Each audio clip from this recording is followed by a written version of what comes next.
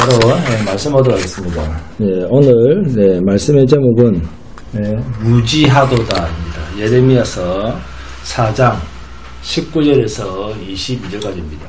예레미야 4장 19절에서 22절 오늘 마지막 2강째입니다. 무지하도다. 자, 19절부터 함께 봉독하도록 합니다. 시작. 슬프고 아프다. 내 마음속이 아프고 내 마음이 답답하여 잠잠할 수 없으니 이는 나의 심판이 나팔 소리와 전쟁의 경보를 들음이로다. 패망이 연속하여 온 땅이 탈취를 당하니 나의 장막과 휘장은 갑자기 파멸되도다. 내가 저 깃발을 보며 나팔 소리 듣기를 어느 때까지 할꼬. 내 백성은 나를 알지 못한 어리석은 자요 지각이 없는 미련한 자식이라. 악을 행하기에는 지각이 있으나 선을 행하기에는 무지하다.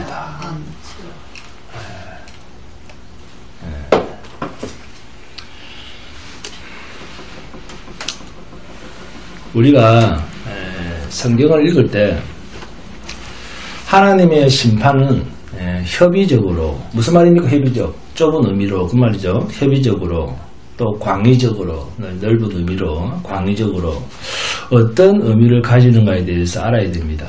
먼저 하나님께서 이 세상을 심판하신다라는 말씀은 자, 광의적으로 접근을 해야 되는 말입니다. 이 세상은 영원히 심판만 받을 자들만 존재하는 것이 아닙니다.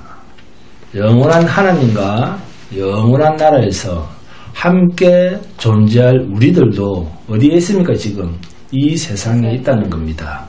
그래서 협의적으로 좁은 의미로서 하나님의 심판을 이야기할 때는 이 세상과 이 세상에 속한 자의 입장으로서 포괄적으로 이해를 해야 됩니다. 그러니까 심판을 광의적으로 넓게 의미를 잡을 땐 하나님의 백성들이 하나님과 함께 하나님 나라에서 함께 할 그 정체성 외의 것은, 즉 세상에 속한 것들은 성도로부터 다 떨어내고 제거하는 그것도 심판에 속하는 것이다. 그 말씀입니다. 하나님이 자기 백성들에게 뭔가 심판하겠다라고 말씀하실 땐 그 심판은 하나님과 함께하는 거룩한 영역, 그 외에 하나님과 영원한 영역에 속하지 아니한 것들은 전부 없애버리신다. 그런 의미입니다. 하나님과 영원히 함께 할 것은, 영원히 함께 할 수 없는 것들은 하나님께서 없애버리시는데 그 없애버리시는 것에 대해서 우리는 고통스러워한다는 거예요. 네? 그런데도 우리는 하나님의 심판 그러면 항상 나 빼고 이 세상과 이 세상에 속한 것 이렇게만 생각을 합니다. 그렇죠? 그런데 이 세상에 속한 것 외에도 심판에 속한 것이 또 있습니다. 그게 뭐냐? 하나님의 자기 백성인 성도에게 붙어있는 세상 것들이 있다는 것입니다. 육체와 함께. 네? 하나님께서는 그것들에 대한 것도 다 떨어내신다는 것입니다. 이렇게 떨어내는 작업도 하나님의 심판의 영역입니다.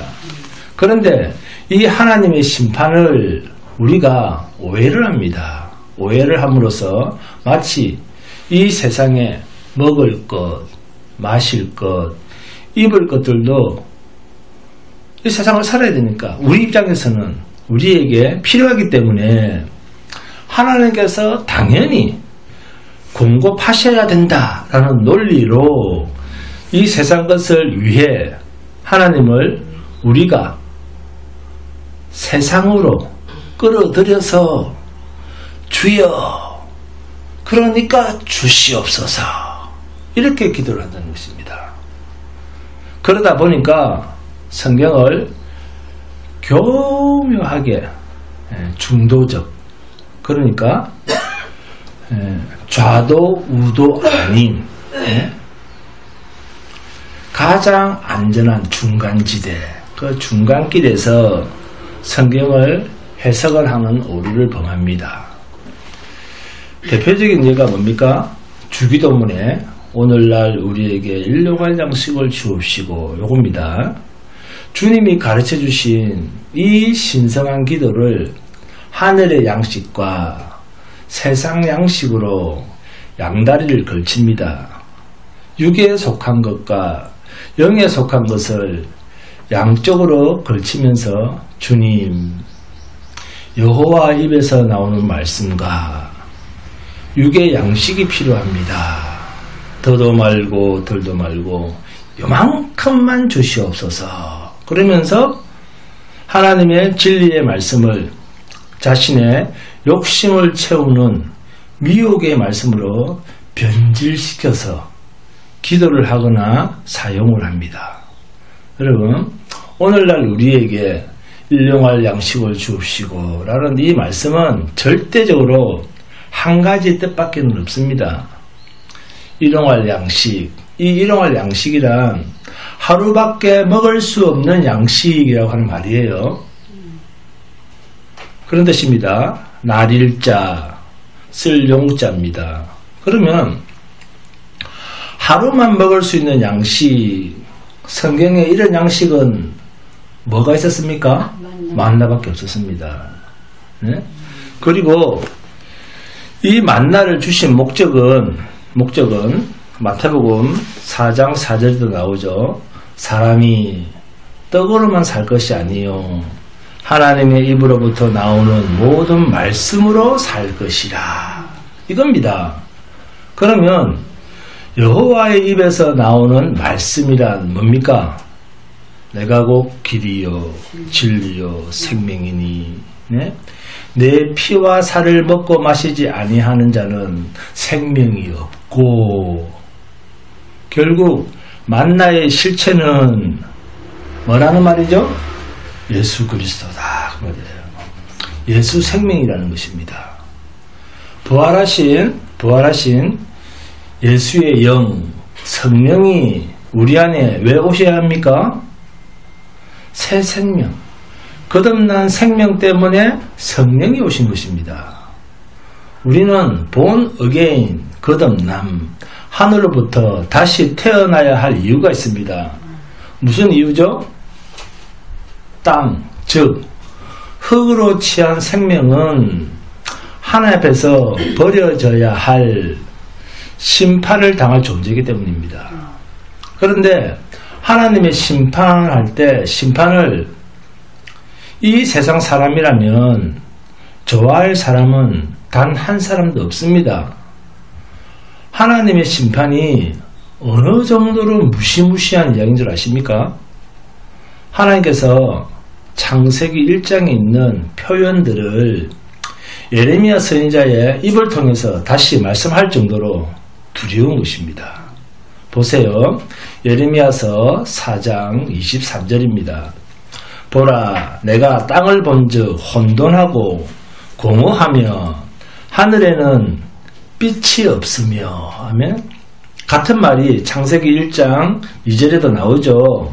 땅에 혼돈하고 공허하며 흑암이 깊음 위에 있고, 계속해서 예레미야서 4장 24절 25절에 내가 산들을 본즉 다 어떻게 됩니까? 읽어보세요. 내가 산들을 본즉 다 진동하며, 그 다음에 작은 산들도 요동하며, 25절에는 내가 본즉 사람이 없으며 공중의 새가 다 날아갔으며, 무슨 말입니까? 창세기 1장 2절의 상태로 되돌려 놓을 것처럼 이 세상을 완전히 싹쓸이 하겠다, 멸망시키겠다는 말씀입니다. 이런 표현이 하나님의 심판의 성격입니다. 무시무시하죠. 하나님의 심판에는 여부가 없다, 조금도 살려둘 것이 없다는 것입니다.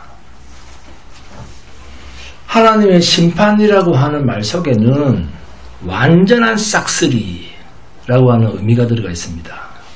그런데 우리는 이런 심판 이야기를 하면 자꾸만 본능적으로 반응하는 것이 있습니다.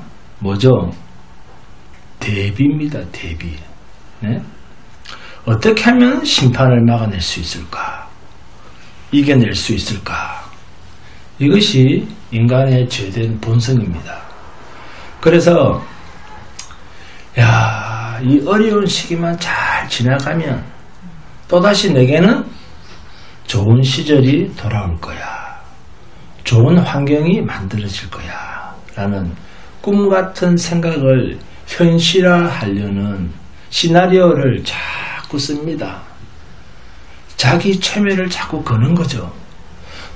이 순간만 이기면 남쪽 애굽처럼 북쪽의 아수르처럼 동쪽의 바벨론처럼 그런 강하고 담대하고 무궁하고 힘있는 나라로 우리는 우뚝 서게 될 거야. 이스라엘 백성에게는 이런 생각이 늘 있었습니다. 그러나 하나님의 심판은 요란하지가 않았습니다. 늘 자신도 못 느끼는 사이에, 자신도 모르는 사이에 서서히 쪼그라들다가 어느 날 탁 털어보니까 아무것도 없는 것입니다. 물론 심판의 시작은 외세와 열강으로 이방 나라들을 사용하여 하나님의 자기 백성들을 사랑이라고 하는 채찍으로 이방인을 도구로 사용하면서 다스리시기도 하지만, 그런데도 세상의 왕이라고 하는 껄떡거리는 그런 애굽이나 아수르나 바벨론이나 로마 제국 같은 그런 엄청난 세상도 구약부터 지금까지 그 큰 성 바벨론이 이 세상에서 어느 날 갑자기 흔적도 없이 일순간에 사라집니다. 그렇죠? 그러니까 하나님의 심판을 협의적으로 적용을 하면 하나님의 완전한 심판이라고 하는 것은 구약의 그림자로서 강대국 이방 나라도 한순간에 작살이 나고 어느 날 갑자기 신기루처럼 그 큰 강대국을 사라지게 합니다. 옛날부터 강대국이었던 나라들이 성경을 보면 어떻게 역사 속으로 사라집니까? 일순간 갑자기 망하고 사라져버립니다. 한 국가가, 네? 왕조가.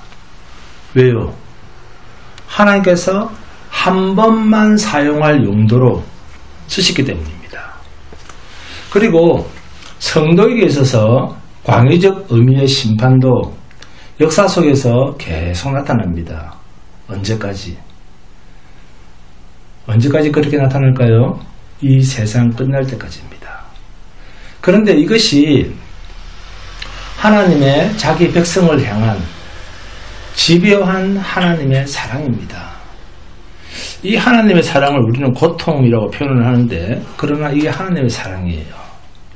심판이라고 하는 광의적 의미 속에는 자기 백성에 대한 하나님이 사랑이라는 지속적이고 신실하신 사랑을 넓은 의미의 심판 속에 감춰서 하나님의 사랑을 이루고 계십니다. 그래서 이 세상이 심판을 받아 완전히 없어졌다라는 이 말은 하나님의 자기 백성에 대한 사랑이 완전하고도 충만히 성취되었다, 완성되었다라는 의미예요. 이 세상에 종말이 와서 이 세상이 없어져 버렸다, 하나님의 사랑이 성취되었다, 그런 뜻입니다. 그 말은 이것이 놀라운 하나님의 경륜입니다. 그러니까 성도의 입장에서 이 세상을 본다라고 하는 것은 내가 성도다라고 하는 입장에서 이 세상을 바라본다라고 하는 것은 결코 두려움이 아닙니다. 우리가 정말 두려워해야 할 것은 이런 세상의 종말이 아닙니다. 하나님 앞에서 내가 지금 어떤 존재로 존재하고 있는가, 이것이 우리의 두려움이에요. 이것이 바울의 두려움이었습니다. 내가 정말 구원받은 존재인가? 이게 우리의 두려움인 것뿐입니다. 우리의 자기 정체성, 우리 신앙의 기준이 누굽니까? 내 자신입니까? 하나님입니까? 하나님입니다. 성도가 계속해서 두려움을 당하는 것은 이 움직이지 말아야 할 믿음의 기준이 옮겨졌기 때문입니다. 하나님이 기준이 되어야 되는데 늘 내가 기준이라는 거예요. 네? 그래서 미혹이라고 하는 말은 무슨 뜻입니까? 기준이 바뀌었다 그 말이죠. 또 바꿔서 이야기를 하면 미혹은 항상 나를 기준으로 세웁니다. 네가 기준이잖아. 응? 그러나 진리는 항상 하나님의 기준입니다.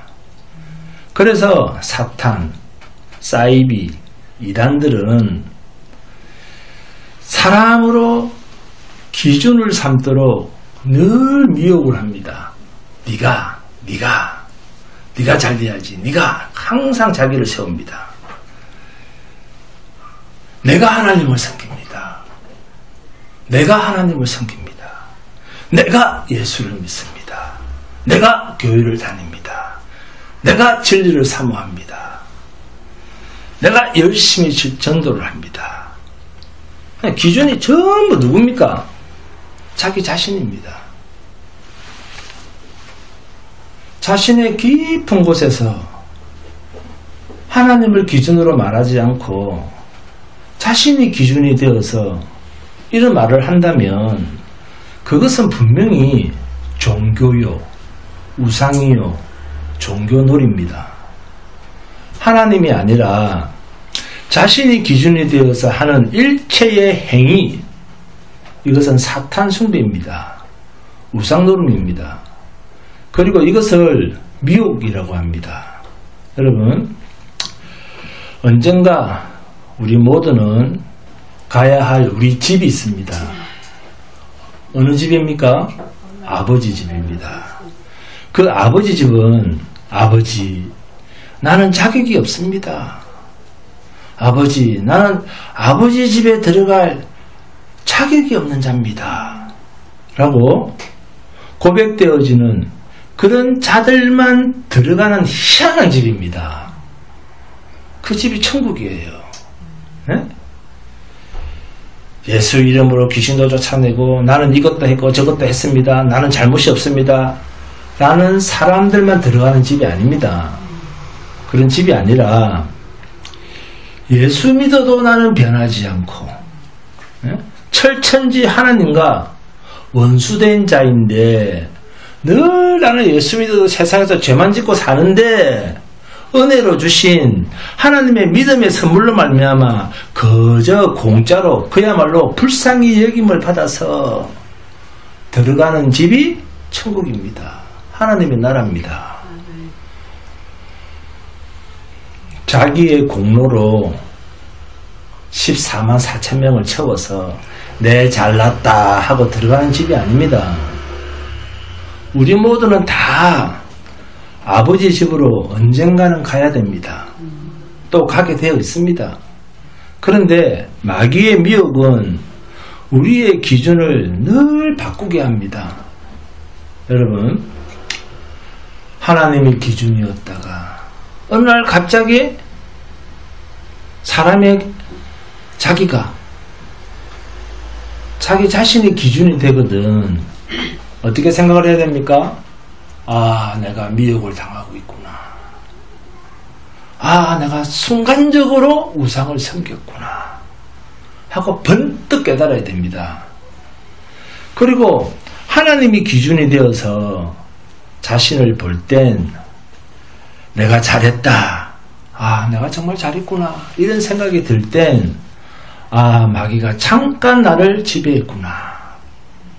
나를 지배하고 있구나. 라고 깜짝 놀라셔야 됩니다. 이 세상에 존재하는 한, 인간의 기준이 되는 그런 답은 인간에게는 없습니다. 하나님이 보실 때, 나 자신이라고 하는 그 존재는 유익할까요? 무익할까요? 백해무익한 존재입니다. 성도란 철저하게 육신과 함께 정과 욕심이 못 박힌 상태입니다. 이것이 은혜 안에 있는 우리 성도의 모습이요, 성령의 사역 속에 붙들려 있는 성도의 상태입니다. 성령의 일하심에 간섭을 받고 있다는 정체성이 나 자신이 하나님 앞에서 부정당하는 말씀입니다. 우리는 이런 말씀에 은혜를 받아야 되는 거예요. 그런데 이것은 눈으로 보여지고 만져지는 것이 아닙니다. 하나님의 백성으로서 가장 무서운 죄는 자기 자신이 기준이 된 우상노름입니다. 내가 이렇게 하면 우리 남편도 덕을 보고 나도 이렇게 했으니까 진리를 떠나는 건 아니겠지. 우상노름이에요. 하나님을 헛된 하나님으로 바꿔놓는 것, 가짜 하나님으로 바꿔놓는 것, 이 가짜 진짜는 하나님이 자기 자신이 참 기준이 될 때, 그때 진짜 우상이 되는 겁니다. 항상 자기를 내려놓으셔야 됩니다. 자기를 부인하셔야 됩니다. 그런데 자기와 하나님을 바꿔놓는 것, 이 가짜에 정말 애통해야 됩니다. 이 외에는 우리가 헌신, 봉사, 전도, 헌금 다 좋은데 내가 기준이 돼서 이 모든 것을 하게 되면 이 뭐다?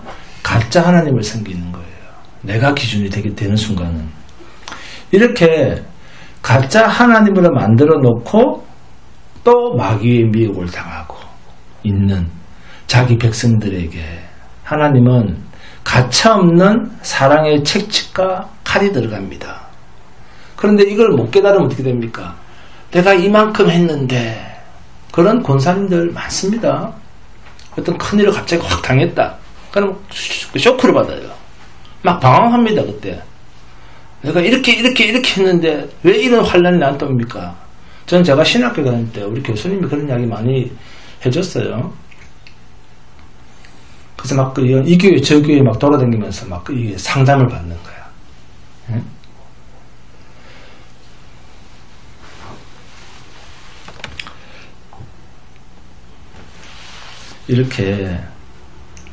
그렇게 하는 것이 또 하나님의 사랑의 속성, 이 하나님의 사랑의 속성을 모르면 늘 하나님의 속성과 우리의 생각은 반대죠. 왜냐하면 우리는 미신적인 생각을 가지고 있거든. 내가 잘하면 하나님이 잘해주실 것이다. 근데 하나님의 속성은 그 반대예요. 그런 우상적인 마음을 자꾸 하나님은 빼내시거든, 우리 마음속에서. 그러니까 자꾸 방황을 하는데 하나님의 속성을 잘 아셔야 됩니다.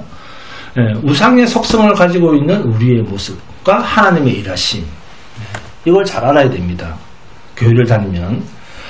자, 하나님은 그냥 좌시하시는 분이 아닙니다. 이것이 예레미야서에서 절절히 넘치는 이스라엘 백성과 남유다 백성이 이방 바벨론이나 아수르나 애굽을 들어서 하나님께서 사람 막대기와 인생 채찍을 사용해서 자기 백성을 두들겨 패는 이 광의적 의미에서 하나님의 심판의 흔적이 나타납니다. 7장 14절 말씀에서 기대한 것으로 하나님이 다윗의 후손이 죄를 범할 때 사람 막대기와 인생 채찍을 사용하여 징계하실 것이라는 내용입니다.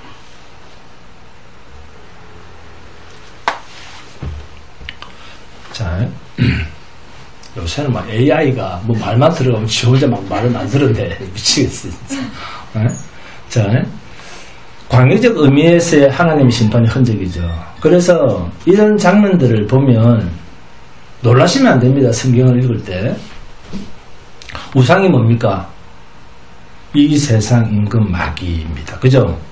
그러니까 하나님이 기준이 아닌 것을 그동안 이 이스라엘 백성들이 뭐로 여기며 불렀다는 거죠? 하나님이 아닌 것을 이 이스라엘 백성들이 하나님으로 여기고 섬기며 살았다는 것입니다. 이렇게 하나님이 기준이 아닌 것으로 미혹하는 자를 뭐라 그럽니까? 적 그리스도라고 합니다. 이렇게 적 그리스도라고 성경이 정의를 내립니다. 그래서 여러분 11조 한번 내보세요. 한번 해보세요. 60배, 100배, 1000배 줍니다. 이게 적 그리스도입니다. 아, 훌륭한 목사님 이렇게 생각하시면 안 돼요. 하늘나라의 것을 자꾸 세상 돈으로 연결시키는 사람은 다 적 그리스도입니다. 갈라디아서 4장으로 가면 여종의 자녀와 약속의 자녀 이야기가 나오죠.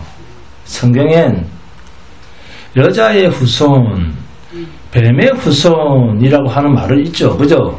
성경은 여자의 후손, 뱀의 후손이라고 하는 그런 말은 있는데 남자의 후손이라고 하는 말은 없습니다. 왜 그럴까요? 남자를 빼앗겨서 그렇습니다. 남자라는 말을 빼앗겨서 그렇습니다. 그런데 남자의 후손이라는 말이 하나님께 빼앗겼기 때문에 우리에게 소망이 생긴 것입니다. 그래서 우리가 남자의 후손을 찾는 것은 의미 없는 것을 되돌려 놓으려고 하는 망할 행동이 되는 것입니다. 그러나 여자의 후손 속에는 엄청난 계시적 비밀이 숨어 있습니다. 우상 숭배 때문에 성경에 후손이라는 말이 등장하게 되었습니다. 그리고 인간의 상식과 진리는 서로 같지 않습니다. 이 세상 상식과 하나님의 진리의 말씀은 서로 같지 않아요. 세상 상식은 성경으로 보면 철저한 우상 노름입니다. 왜요? 상식은 어디서 나온 겁니까? 세상 경험에서 나온 것입니다. 상식은 세상 경험에 결과한 결과물이기 때문입니다. 그런데도 우리는 이 세상 상식에 너무 익숙해져 있고 이것을 실제라고 믿고 붙들고 살고 있습니다. 그렇기 때문에 성경을 자꾸 세상 상식으로 자기 느낌으로 하나님을 알려고 하는 거예요. 왜 그럴까요? 세상은 눈에 보이는데 진리는 눈에 안 보이거든요. 진리는 눈에도 안 보이고 귀로도 안 들리거든요. 그리고 눈으로, 봄으로도 경험이 안 되는 영역의 것이기 때문입니다. 진리는 절대적으로 하나님이 인간에게 접촉하실 때만 알 수가 있습니다. 이렇게 내 마음대로 하나님을 불러낼 수가 없으니까 미혹이라고 하는 적 그리스도로 기준을 옮기고 쉽게 그것에 동화가 되어서 사이비 이단에 막 넘어가는 거예요. 무슨 말인지 이해가 되시죠? 십자가만 있으면 교회는 다 똑같아. 맞습니까? 틀립니까? 틀립니다. 왜 교단이 다르지? 가르침이 어떻게 다른지, 왜 이단인지, 왜 사이비인지 그런 생각도 없이 아, 사람 많네. 서울대 다니는 학생도 있네. 저 똑똑한 사람이. 안심이다. 왜? 내보다 똑똑한 사람이 앉아있거든. 이렇게 자신이 쉽게 신앙의 기준이 옮겨지는, 사람으로 옮겨진 거죠. 그 기준이. 그 이유는 정통 장로 교회의 교리, 즉 진리는 기초적인 칼빈의 그 5대 교리만 보더라도 뭡니까? 다 외우셨죠? 서공사님 뭐죠? 1번 인간의 전적 타락, 그 다음에 무조건적 선택, 불가항력적 은혜, 제한적 속죄, 성도의 견인. 하나님 어떻게 나 같은 자에게 구원의 은혜를 주시는 겁니까? 왜요? 도대체 나를 향한 하나님의 뜻은 무엇입니까? 어떤 것이 하나님의 뜻입니까? 라고 물을 정도로 내 편에서, 인간 편에서는 확인이 안 됩니다. 그죠? 칼빈의 5대 교리처럼 확인이 안 되는데 사탄, 사이비, 이단, 즉 미혹은 인간 편에서, 내 편에서 바로 확인이 된다는 것입니다. 14명 4천만 모아라. 확인이 되죠. 네? 사람 숫자 카운트하면 되니까. 네? 이렇게 자신이 가진 상식으로 확인이 되니까 남들이 이단이라고 하는 그것이 진리구나 하면서 확신까지 생기는 거예요. 왜? 마귀의 미혹을 인간 상식으로 생각을 하니까. 믿습니까? 그러면 아멘 한다는 거예요.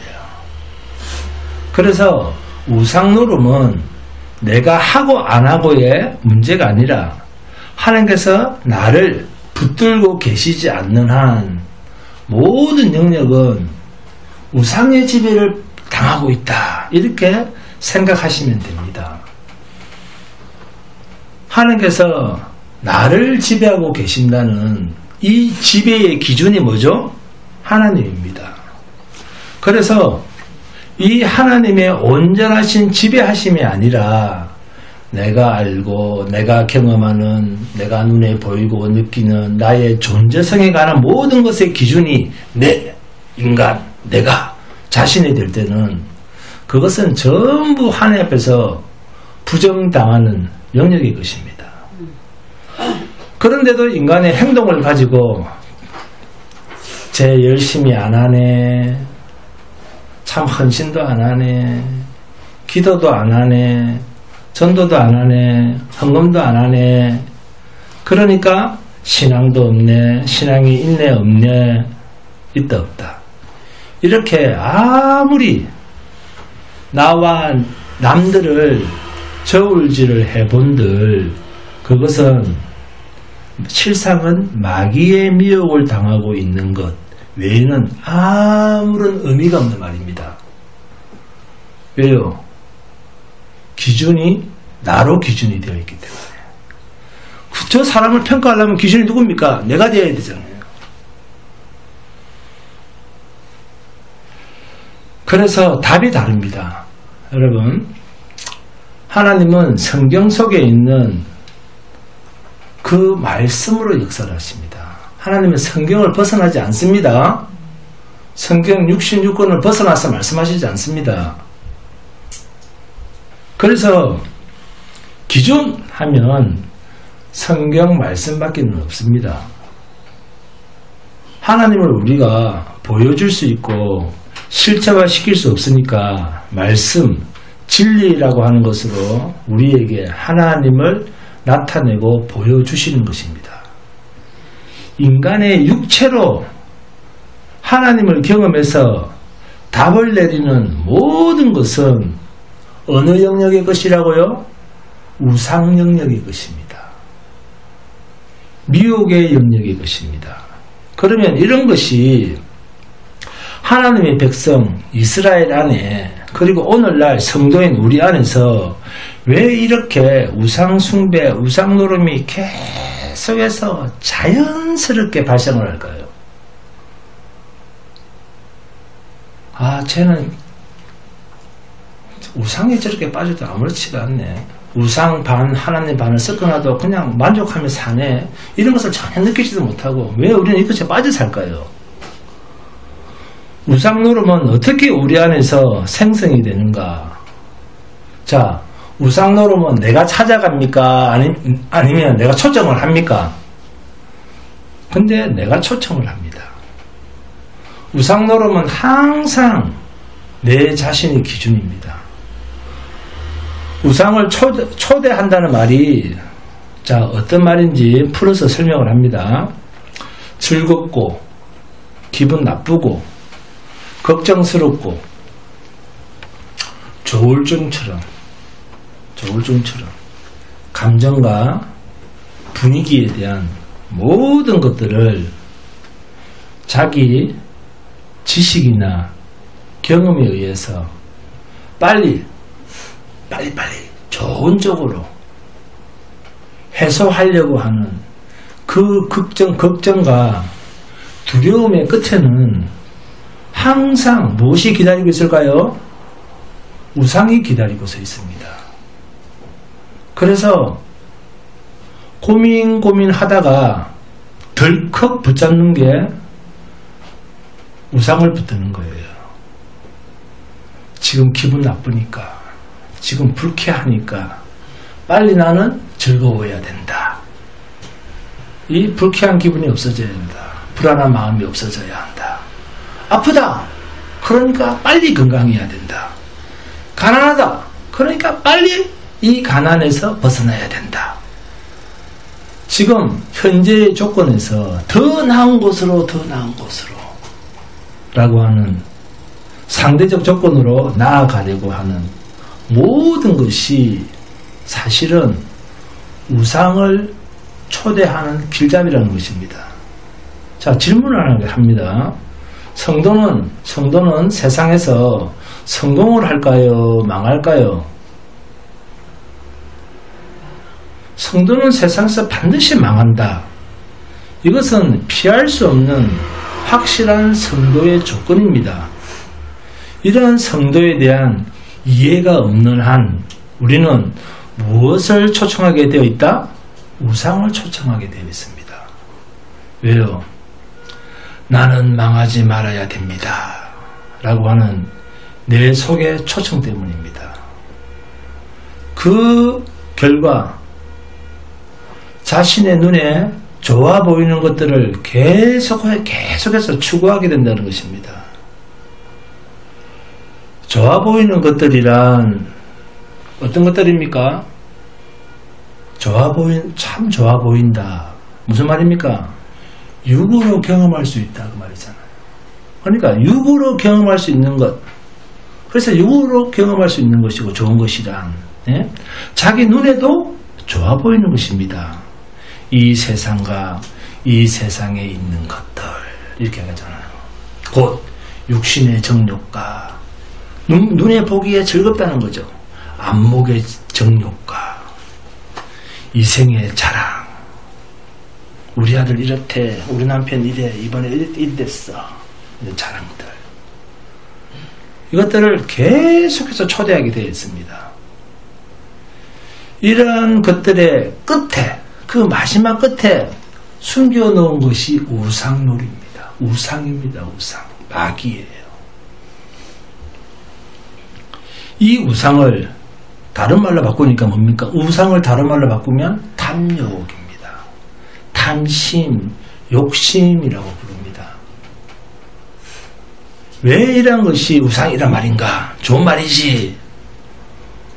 우상은 신이라는 말인데, 물질적이고 상상적인 것을 거기에 집어넣고 의미를 부여하게 되면 그때부터 그것이 우상이 됩니다. 이것은 자신의 힘과 영역에서 해결되지 못한 것이기 때문에 어떻게 생각을 합니까? 이것은 특별한 어떤 영역의 존재가 내게 준 것이다. 이렇게 생각을 하면서 거기에 하나님을 대입시킨다는 것입니다. 내가 살 수 없는 이 아파트를 착착착착 뭔가 맞아가지고 기회가 하나님이 그 아파트 주인에게 급전이 필요하게 하셔서 급매물로 나오게 하셔서 나에게 주셨다. 그 급매물로 나온 것을 제가 하나님의 은혜로 사게 되었습니다. 이런 거. 병이 나았습니다. 내 자식을 잘 되게 해주셨습니다. 이렇게 하나님께서 뭘 주셨다고 자기 욕망 속에 하나님을 집어넣는다는 거예요. 그러면서 그것을 하나님의 은혜입니다. 복이라고 이야기를 합니다. 자신이 쥐고 가지고 있는 것은 세상에 속한 것인데 그것을 공급하신 분을 어디에서?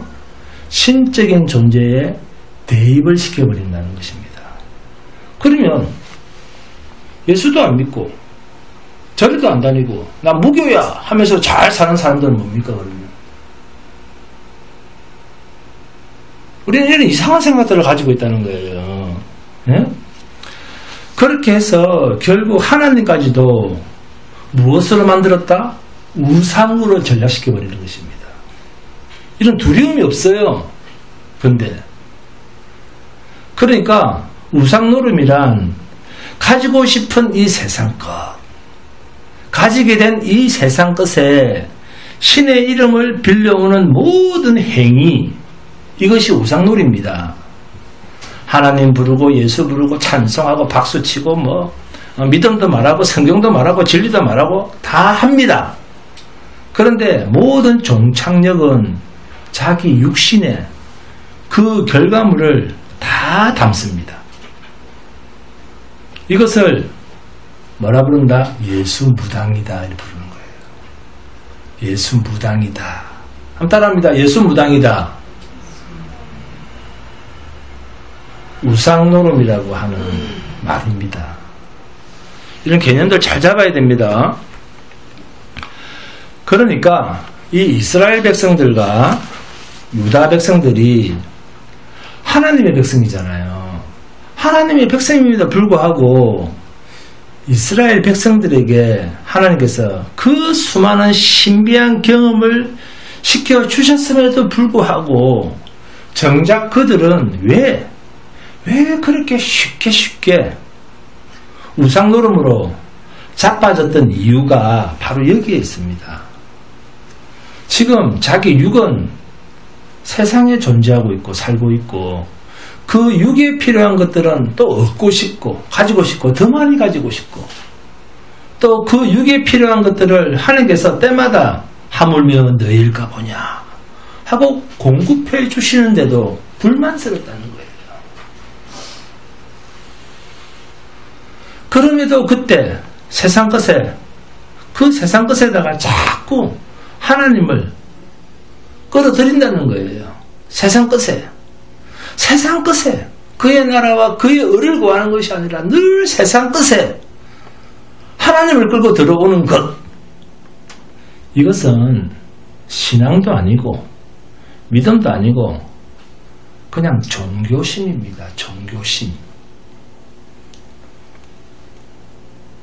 자기는 하나님을 떠받치며 살아간다고 생각을 했는데 돌아보니까 기준이 누구다?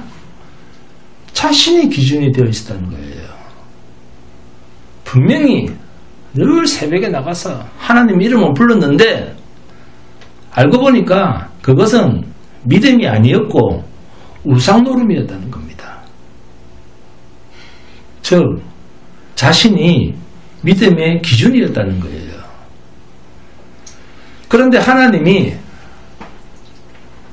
자신의 신앙의 기준이었다면 내가 가진 이것은 버려져야 할 것으로 여기고 그렇게 깨달아지고 그렇게 추구하면서 좁은 길로 낮은 길로 더 낮은 길로 가게 되어 있는데 오히려 인간, 죄인인 내가 기준이 되어 있다 보니까 더 크고 더 좋고 더 훌륭한, 안정적이고, 또한 그것을 인정하게 되고 좋아하게 되고, 그러면서 누구의 이름을 자꾸 덜먹거리면서 감사를 합니까? 하나님의 이름을 자기 즐거움으로, 자기 기쁨, 자기 욕망의 성취에 집어넣고 쪼르기도 하고 감사히 기도했다는 거예요.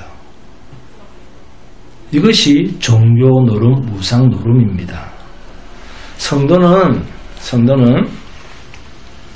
이 세상과 이 세상에 있는 것들과는 전혀 관련성이 없는 이 세상으로부터 완전히 차별된, 구별된 존재입니다.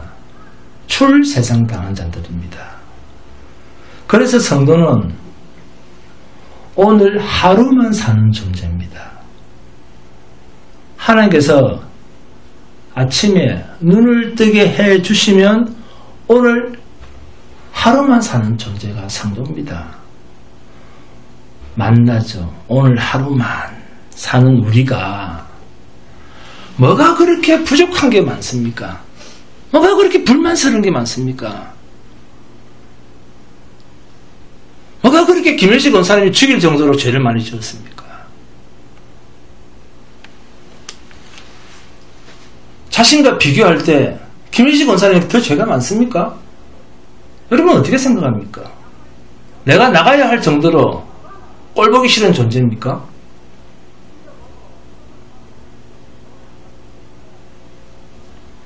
아니잖아요. 저는 김일식 권사님도 엄청나게 존경합니다. 저는 우리 교회가 없으실 때까지 김일식 권사님 같은 분은 나 못 만난다고 생각을 해요. 솔직한 제 대답입니다. 그런데도 뭐가 그렇게 화가 납니까? 내일은 내 날이 아닙니다. 우리 날도 아니에요. 내일은 하나님이 있게 해주시면 있는 날일 뿐입니다. 그런데도 내일 미래에 먹고 마실 것 때문에 스트레스가 됩니까? 그것 때문에 불면증이 생깁니까? 성도의 오늘은 오늘로서 족한 것입니다. 오늘을 살게 하신 하나님이 충분히 살 수 있는 에너지를 공급해 주셨기 때문에 우리가 살고 있는 것입니다. 성도는 오늘 하루를 사는데 모자람이 없는 사람입니다. 그러니까 우상이나 성기는 종교인들을 닮으시면 안 됩니다. 오히려 그들을 가르쳐야죠. 걱정, 근심, 염려, 불안, 모든 낙심거리들은 성도에게는 있을 필요가 없는 것들입니다. 왜요? 성도는 전능하신 하나님의 손에 영원히 붙들려 있는 존재이기 때문에. 아멘?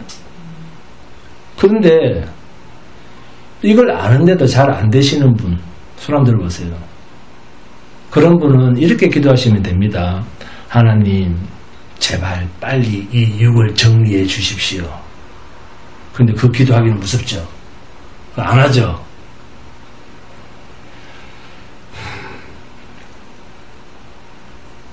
자, 이렇게만 기도하시면 됩니다. 이 육을 정리정돈해 주십시오.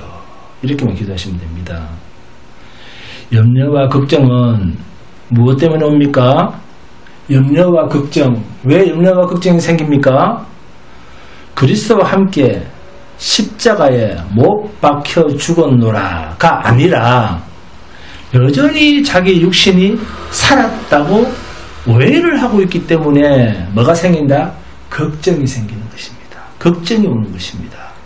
여러분, 우리 안에 새 생명은 죽을 수도 없고, 우리 안에 있는 새 생명, 자, 이 새 생명을 한번 잘 생각해 보세요. 이 새 생명이 거듭난 이 생명을 가지고 우리는 천국을 갑니다. 그런데 이 거듭난 생명이, 새 생명이 죽을 수도 있고 아니면 살 수도 있고 하는 그런 존재입니까? X. O입니까? X입니까? X입니다. 우리 안에 새 생명은 죽을 수가 없습니다. 심지어 고난당할 수도 없습니다. 왜요? 고난을 이기신 그리스도께서 영으로 완전하게 새 생명을 보호하고 계시기 때문에. 아멘? 우리 안에 새 생명은 질병이나 스트레스나 고통을 당하지 않습니다. 이것이 성도의 신분입니다. 어마무시한 신분이에요. 성도, 예수 믿는 사람이라서 어마무시한 존재입니다. 이 세상을 다 준다고 해도 바꿀 수가 없는 생명이에요. 그러니까 고난이라고 하는 것은 성도된 자의 육에 대한 이야기입니다. 육체. 고난은 육체에 대한 이야기지 새 생명에 대한 이야기가 아니에요. 예? 뭐 하시기 위해서? 세상 것을 떨쳐버리기 위해서. 그럼에도 성도에게 필요 없는 그것을 자꾸 뭐 주십시오. 초청한다는 것은 성도가 옛것을 버리지 않겠다고 하는 몸부림입니다. 그래서 성도는 그러한 세상 것을 속히 버려야 할 마음밖에는 없는 사람입니다.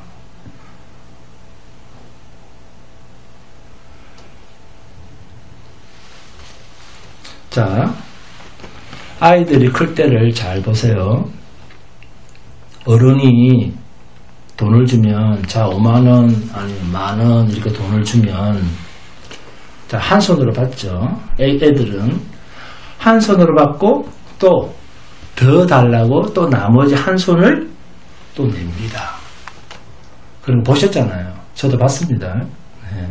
더 달라고 또 다른 손을 내밉니다. 게다가 어떤 애는 바지 주머니에 돈을 넣고 다시 두 손을 꺼냅니다. 이런 애들도 있습니다.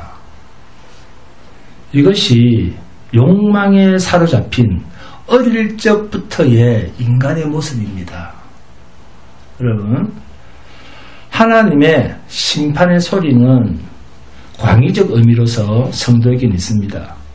그죠? 무엇을 하시기 위해서요? 이 썩어질 세상과 이 세상 것들을 떨쳐내시기 위해서.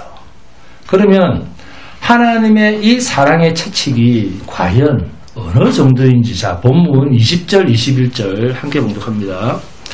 시작. 패망에 패망이 연속하여 온 땅이 탈취를 당하니 나의 장막과 휘장은 갑자기 파멸되도다.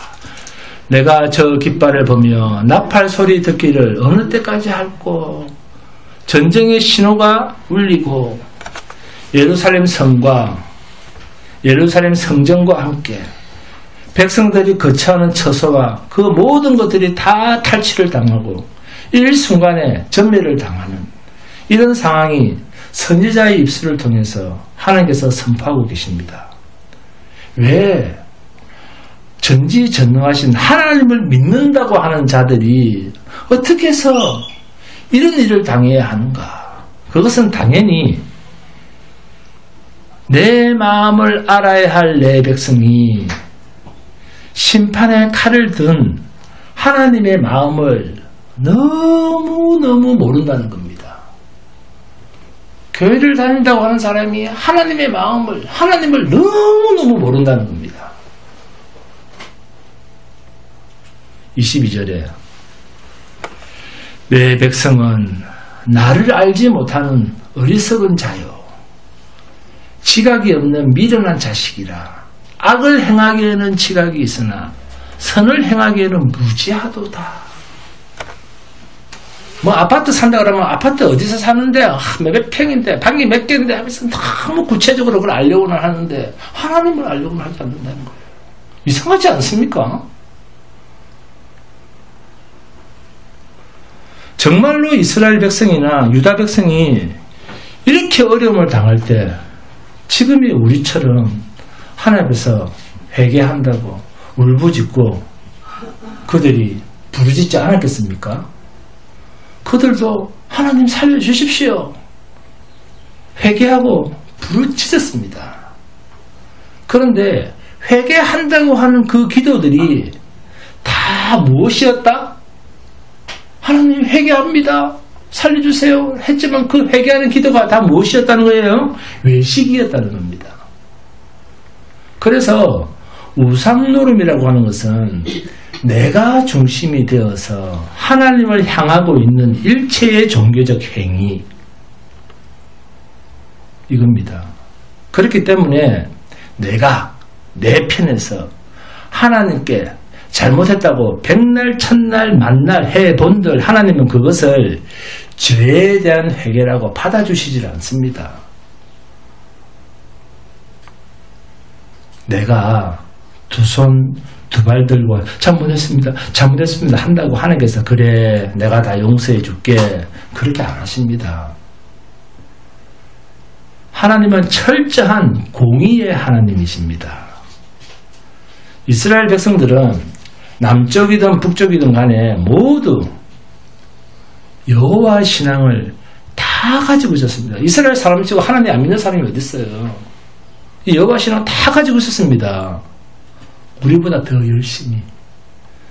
그런데 그런 이들이 타락을 했다, 타락을 한다라고 할 때 그 타락이 무엇인가 하면 신앙을 버렸다 그런 말이 아니에요. 신앙을 버렸다 그런 말이 아니라 하나님의 기준을 자신의 욕구 충족의 도구로 옮겨 놓았다 그 말이에요. 그러다 보니까 자기 기준이 하나님 보시기에는 종교 노름이 되어버린 것입니다. 또 이것이 마귀의 깊은 미혹을 받고 있는 상태입니다. 미혹을 당했다는 말은 자기가 기준이 되었다는 말이고 자기가 기준이 된 것이 하나님께는 또 죄고 그 죄를 다른 말로 성경에서는 뭐다? 탐심이다. 욕심이다 라고 말씀하시는 것입니다. 이스라엘 백성처럼 오늘날 신자라고 하는 사람들도 눈에 보이는 이 세상 것을 보면서 누구를 부릅니까? 지금도 우리는 예수를 부릅니다. 이 세상 것 때문에 예수를 부르고 하나님을 부르고 아버지를 부르고 이 세상 것을 기준으로 하나님을 찾고 있습니다. 주여 아버지 이름은 부르는데 그 이름의 의미가 자기 욕구를 위한 자기 욕심을 채우기 위한 자기가 기준이 되어 보니까 그것을 우상숭배라고 하는 거예요. 이스라엘 백성이 회개를 안 한다, 잘못했다고 빌지 않았다 그렇게 생각하시면 안 됩니다. 그들도 회개를 한다고 빕니다. 잘못했다고 빕니다. 살려달라고 아우성을 칩니다. 하나님 죽을 죄를 지었습니다. 다 합니다. 그러나 그것은 하나님이 받을 수 없는 외식이요 종교 노름에 불과한 우상 노름이었다는 겁니다. 우리는 우상 숭배 그러면 절에 다니는 것, 남녀 혼인교 믿는 것, 사이비 신천지 다니는 것 그렇게 알고 있습니다. 아닙니다. 내가 기준이 되어서 내 편에서 판단해서 내가 판단하는 거예요. 성경자 판단도 없어요. 성경을 모르니까 성경자 판단을 할 수가 없지. 공부를 안 하니까. 그래서 내 편에서 판단해서 하나님께 잘잘못을 말하고 있는 것. 하나님 잘못했습니다. 인간 상식을 기준으로 해서 잘못했습니다. 라고 빌고 있는 것. 이것이 외식이요 종교놀이입니다. 그리고 이것이 철저하게 사탄에게 미혹을 받고 있는 우상노름입니다.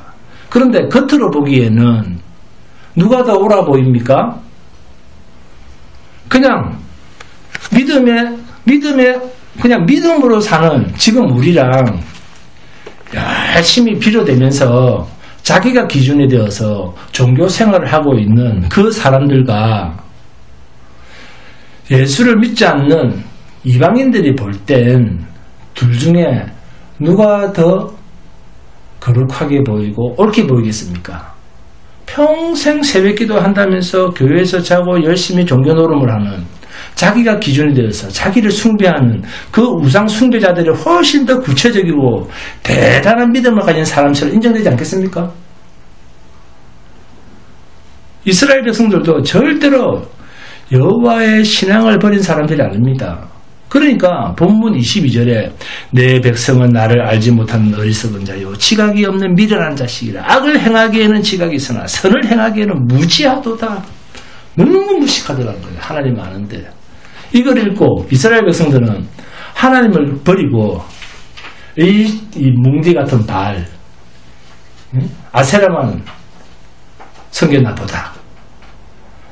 저 이스라엘 백성들 저거 하나님 믿는다 하면서 절이나 다니나 보다. 이렇게 생각하시면 안 됩니다.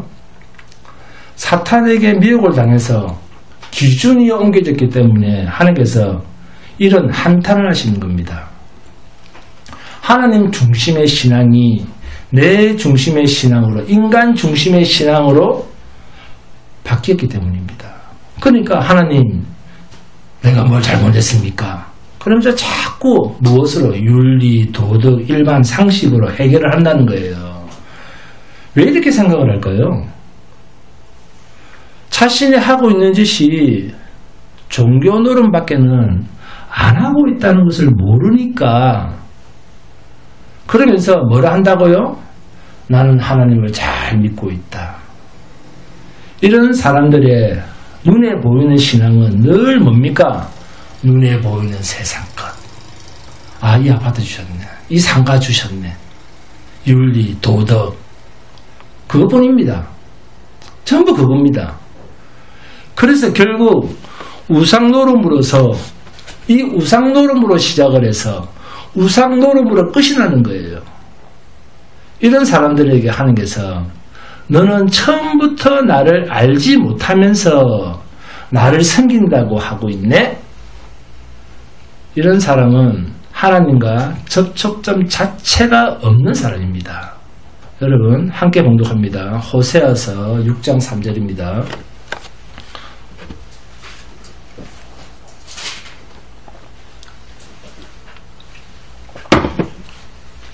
호세아서 6장 3절 함께 봉독합니다. 다 찾습니까?